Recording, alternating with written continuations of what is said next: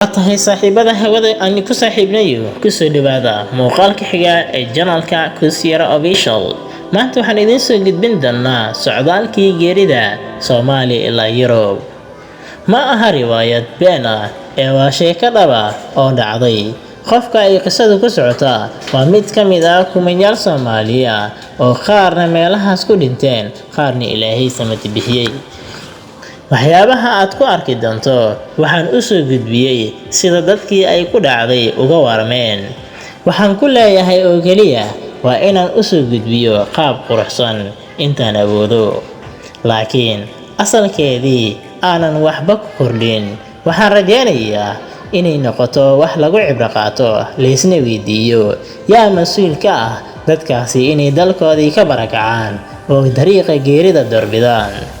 Magacaygu waa Cabdi, waxaan ahay nin dhalinyaro ah oo Soomaali ah.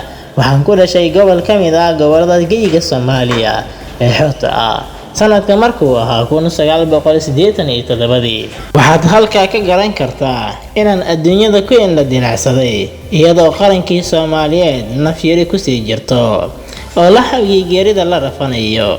Markii aan garaadsadayna waxaan la kulmay dal burbursan oo aan dawladi ka jirin.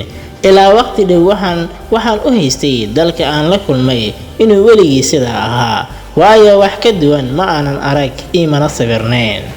Wax badan kama maqal wixii u jiri jiray. Waxaan filayaa Soomaalida maanta joogta ee ilafaca ihi inay sidaa u badan yihiin.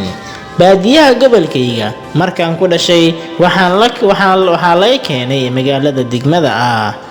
Aabahay wuxuu igu daray dugsi Quraan, kadibna waxaanu nimi magaalada Muqdisho 1998 anoo 10 jirsaday.